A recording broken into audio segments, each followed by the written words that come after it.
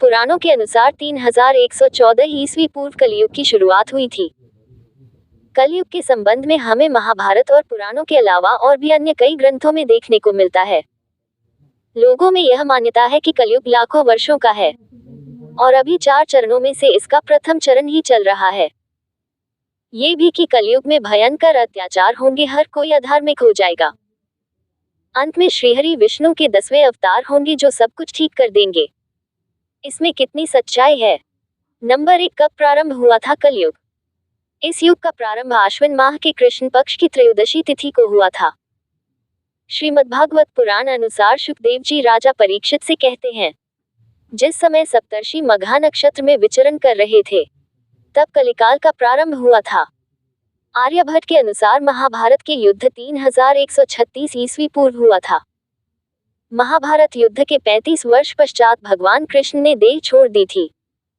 तभी से कलियुग का आरंभ माना जाता है। भागवत पुराण के अनुसार श्री कृष्ण के देह छोड़ने के बाद 3102 ईस्वी पूर्व कलिकाल का प्रारंभ हुआ था। पुराणों के अनुसार यदि हम सही गणना करें तो 3114 ईस्वी पूर्व कलयुग की शुरुआत हुई थी। नंबर 2, कौन सा कलयुग चल रहा है? पुराणों के अनुसार 27वां चतुर्युगी अर्थात 4 युगों के 27 चक्र बीत चुके हैं और वर्तमान में यह वराहकाल 28वें चतुर्युगी का कृतयुग सतयुग भी बीत चुका है और यह कलियुग चल रहा है। यदि यह 28वां कलयुग चल रहा है या बीत गया है, ये कलियुग ब्रह्मा के द्वितीय परार्ध में वराह कल्प के श्वेतवराह नाम के कल्प में और 7वें वैवस्वत मनु के मनवंतर में चल रहा है। नंबर 3, कलयुग की आयु कितनी है? लाखों वर्ष का एक युग। कलयुग की आयु देवताओं की वर्ष गणना से 1200 वर्ष की अर्थात मनुष्य की गणना अनुसार 4,32,000 वर्ष की मानी जाती है। युग के बारे में कहा जाता है कि एक युग लाखों वर्ष का होता है। जैसा कि सतयुग लगभग 17,28,000 वर्ष का था, त्रेतायुग 12,96,000 वर्ष, द्वापर युग 8,64,000 वर्ष और कलियुग 4,32,000 वर्ष का बताया गया है। 1250 वर्ष का एक युग। एक पौराणिक मान्यता के अनुसार प्रत्येक युग का समय 1250 वर्ष का माना गया है। इस मान से चारों युग की एक चक्र 5000 वर्षों में पूर्ण हो जाता है। हजारों वर्षों का एक युग। हालांकि श्री परमहंस राजनारायण जी शतशास्त्री के शोधानुसार जनवरी 1942 के अखंड ज्योति के अंक में प्रकाशित दिवि भव दिव्यनु अर्थात दिवि में प्रकट होता है वह दिव्य है। दिनों में सूर्य प्रकट होता है, अतः दिव्य केवल सूर्य को ही कहते हैं। दिवि को धू कहते हैं। धू दिन का नाम है। दिव्य वर्षों का देवताओं के वर्ष से नहीं सूर्य के वर्ष से संबंध है। चारों युग मनुष्यों के हैं, इनके बराबर देवताओं का एक युग होता है। कई विद्वानों की टिप्पणी देखने के बाद ये सिद्ध हुआ है कि वास्तव में सतयुग के 1200 वर्ष, त्रेता के 2400 वर्ष, द्वापर के 360 वर्ष और कलयुग के 4800 वर्ष होते हैं। 5 वर्ष का एक युग। वर्ष को संवत्सर कहा गया है। 60 संवत्सर होते हैं, सभी का नाम अलग अलग है। 5 वर्ष का एक युग होता है। संवत्सर, परिवत्सर, इद्वत्सर, अनुवत्सर और युगवत्सर ये युगात्मक 5 वर्ष कहे जाते हैं। बृहस्पति की गति के अनुसार प्रभव आदि 60 वर्षों में 12 युग होते हैं तथा प्रत्येक युग में 5-5 वत्सर होते हैं। इस तरह 12 युगों के कई चक्र हो चुके हैं। वैदिक धारणा ऋग्वेद के अन्य 2 मंत्रों से युग शब्द का अर्थ काल और अहोरात्र भी सिद्ध होता है। 5वें मंडल के 76वें सूक्त के 3रे मंत्र में नहुषा युगा मनहा जानसी दियत पद में युग शब्द का अर्थ युगोपलक्षितान कालान प्रसरादिसब्नान अहोरात्रादि कालान वा किया गया है। इससे स्पष्ट है कि उदय काल में युग शब्द का अन्य अर्थ अहोरात्र विशिष्ट काल भी लिया जाता था। ऋग्वेद के 6ठे मंडल के 9वें सूक्त के 4थे मंत्र में युगे युगे विदिध्यम पद में युगे युगे शब्द का अर्थ काले काले किया गया है। वात्स्नेय संहिता के 12वें अध्याय की 11वीं कंडिका में दैव्यम मानुषा युगा ऐसा पद आया है। इससे सिद्ध होता है कि उस काल में देव युग और मनुष्य युग ये 2 युग प्रचलित थे।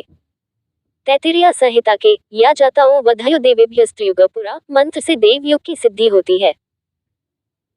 ज्योतिष मान्यता धरती अपनी धुरी पर 23 घंटे 56 मिनट और 4 सेकंड अर्थात 60 घटी में 1610 प्रति किलोमीटर की रफ्तार से घूमकर अपना चक्कर पूर्ण करती है।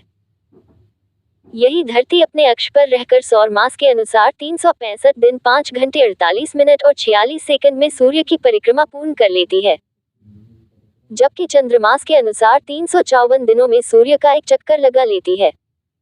अब सौरमंडल में तो राशियां और नक्षत्र भी होते हैं।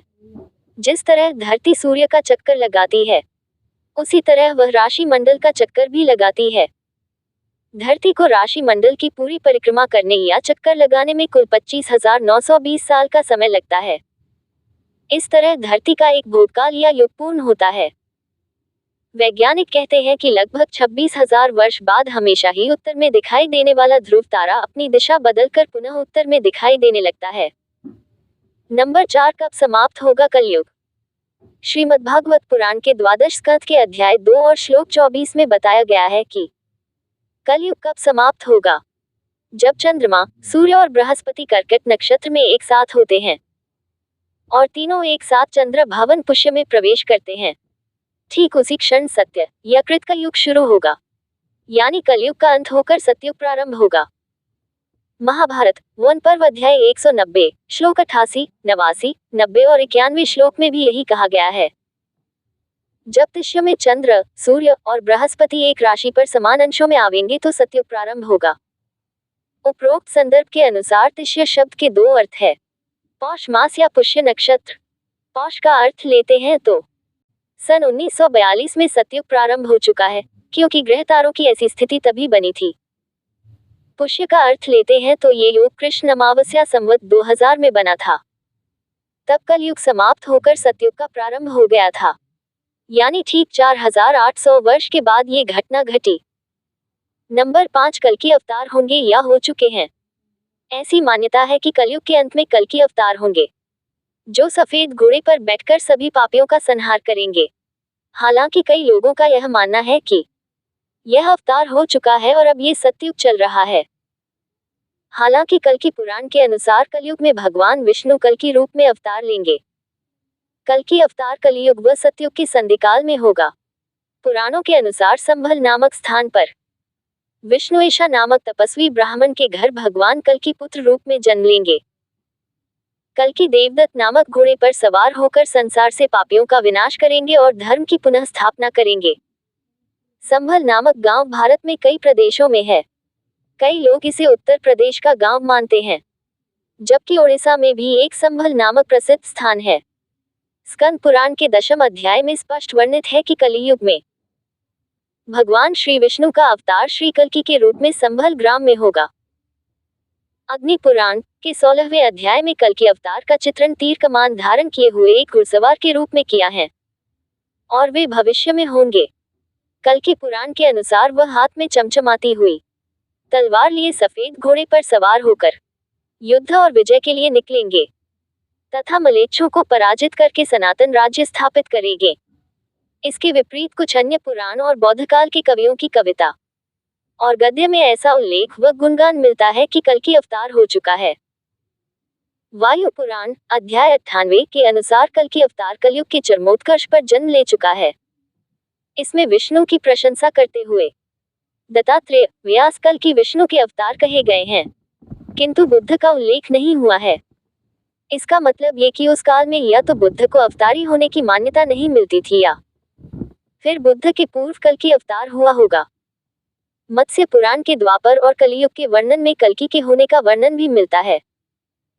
बंगाली कवि जयदेव 1200 ईस्वी पूर्व और चंडीदास के अनुसार भी कल्कि अवतार की घटना हो चुकी है। अतः कल्कि एक ऐतिहासिक व्यक्तित्व हो सकते हैं। जैन पुराणों में एक कल्कि नामक भारतीय सम्राट का वर्णन मिलता है। जैन विद्वान गुणभद्र 9वीं शताब्दी के उत्तरार्ध में लिखते हैं कि कल्किराज का जन्म महावीर के निर्वाण के 1000 वर्ष बाद हुआ। जिनसेन उत्तर पुराण में लिखते हैं कि कल्किराज ने 40 वर्ष राज किया और 70 वर्ष की आयु में उसकी मृत्यु हुई। कल्किराज अजितांजय का पिता था। वह बहुत हिंसक और क्रूर शासक था जिसने दुनिया का दमन किया। प्राचीन जैन ग्रंथों के अनुसार कल्कि एक ऐतिहासिक सम्राट था जिसका शासनकाल महावीर की मृत्यु के 1000 साल बाद हुआ। यानी कि महावीर स्वामी का जन्म यदि प्राचीन काल निर्धारण अनुसार माने तो 1797 विक्रम संवत पूर्व अर्थात महावीर के 1000 वर्ष बाद यानी 797 विक्रम संवत पूर्व कल्कि हुए थे, अर्थात 739 ईस्वी पूर्व। अब यदि हम अंग्रेजों द्वारा लिखे इतिहास का काल निर्धारण माने तो महावीर स्वामी का जन्म 599 ईस्वी पूर्व हुआ था। इसका मतलब महावीर के 1000 वर्ष बाद कल्कि हुए थे, यानी कि तब भारत में गुप्त वंश का काल था। मौर्य और गुप्त काल को भारत का स्वर्ण काल माना जाता है। गुप्त काल के बाद ही भारत में बौद्ध और जैन धर्म का पतन होना शुरू हो गया था। आधे भारत पर राज्य करने वाले बौद्ध और जैनों का शासन आखिर हर्षवर्धन के काल तक समाप्त होकर शून्य क्यों हो गया? तब क्या हम यह माने कि गुप्त वंश के पतन के बाद ही कल्कि का अवतार हुआ, जिसने शक, कुषाण आदि को ही नहीं मार भगाया बल्कि जिसने बौद्ध और जैनों के प्रभुत्व को भी समाप्त कर दिया? यदि हम प्राचीन तारीख निर्धारण के अनुसार कल्कि का जन्म 739 ईस्वी पूर्व मानते हैं तो इसका मतलब कि जैन तीर्थंकर पार्श्वनाथ 870 ईस्वी पूर्व के बाद कल्कि का जन्म हुआ होगा। पार्श्वनाथ के काल में जैन धर्म अपने चरमोत्कर्ष पर था, और यदि गुप्त काल के बाद कल्कि का होना माने तो गुप्तों के बाद हुनों ने भारत पर कब्जा कर लिया था। जैन ग्रंथों में वर्णित कल्कि का समय और कार्य हून सम्राट मिहिरकुल के साथ समानता रखता है।